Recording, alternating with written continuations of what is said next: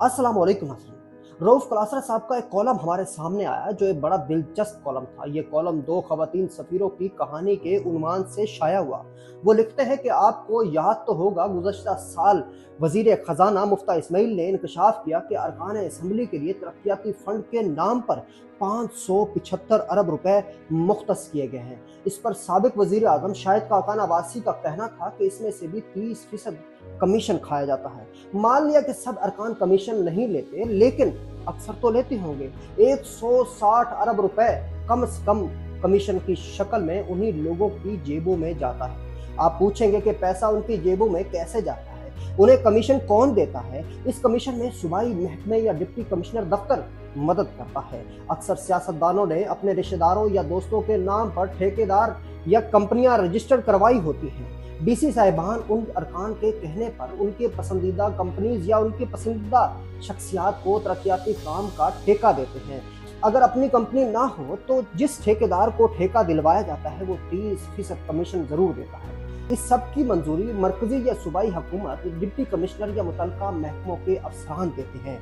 ये जहन में रखें कि कोई मेंबर असम्बली खुद से किसी को ठेका नहीं दे सकता। ये सब काम फेडरल सेक्रेटरी या सूबाई सेक्रेटरी से लेकर डीसी साहिबान या सूबाई महकमे के अफसरान अपने दस्तखत से करते हैं। आप पूछेंगे कि एक सेक्रेटरी या डीसी या सरकारी अफसरान एमपीए या एमएनए के पसंदीदा ठेकेदारों को ठेका देने से इनकार क्यों नहीं कर देते? अगर वो मेरिट पर ठेका देते हैं, जो बोली भी कम दे और काम भी मयारी करे, तो इसमें फायदा किसका और नुकसान किसका है?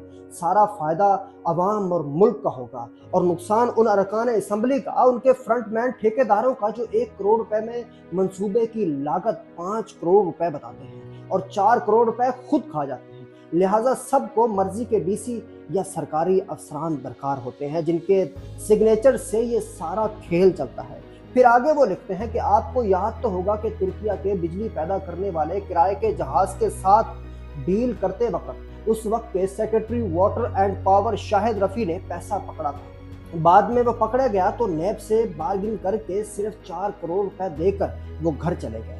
4 करोड़ रुपए भी इसलिए दिए कि उनकी सिफारिशें बहुत तगड़ी थी, वरना एक सेक्रेटरी जिसके दस्तखत से $500 मिलियन का कॉन्ट्रैक्ट साइन हो रहा हो, वो 4 करोड़ का क्या लेगा?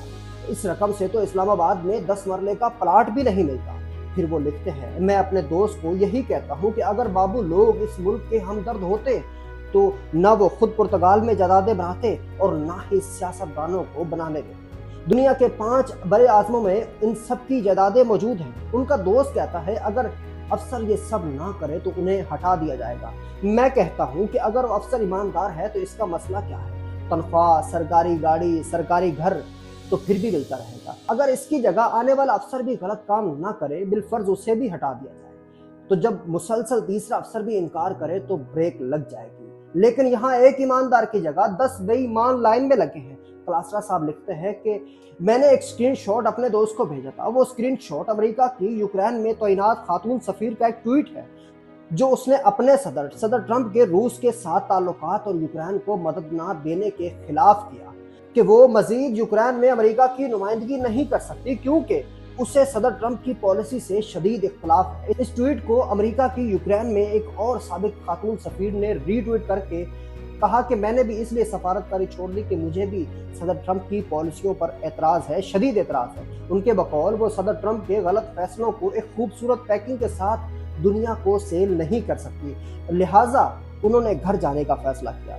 जब एक मुल्क की सफीर अपने ही सदर की पॉलिसी से इख्तलाफ कर सकती है तो मेंबरान असम्बली से इख्तलाफ करना कितना महंगा पड़ सकता है तो वो भी इंसान ना। इंसान को जो चीज़ मुमताज़ बनाती है वो है ईमान। यहाँ असल मसला सिर्फ करप्शन नहीं, असल मसला एक मुकम्मल निज़ाम है जो करप्शन को प्रोटेक्ट करता है। ये वो निज़ाम है जहाँ सियासतदान अकेला नहीं कर सकता और ब्यूरोक्रेसी के बगैर 1 रुपए की फाइल आगे नहीं बढ़ती। यानी खेल दो तरफा चल रहा है। एक तरफ वो लोग हैं जो इक़्तिदार में आकर अपने हिस्से का फ़ायदा चाहते हैं और दूसरी तरफ वो अफसरान हैं जो अपने सिग्नेचर्स की ताकत बेचते हैं। अगर सिर्फ सियासतदान करप्ट हो, अफसर ईमानदारों को निज़ाम रुक सकता है, लेकिन जब दोनों ही एक ही सफ में खड़े हो जाएं तो फिर मुल्क नहीं चलता, सिर्फ मफादात चलते हैं। असल अलमिया ये नहीं कि गलत लोग मौजूद हैं, असल अलमिया ये है कि सही लोग खड़े नहीं हो रहे, क्योंकि मुल्क तब तक बर्बाद नहीं होता जब तक बुरे लोग इक़्तिदार में हो या ताकत में हो, बल्कि मुल्क तब बर्बाद होता है जब अच्छे लोग खामोश हो जाएं और खामोशी से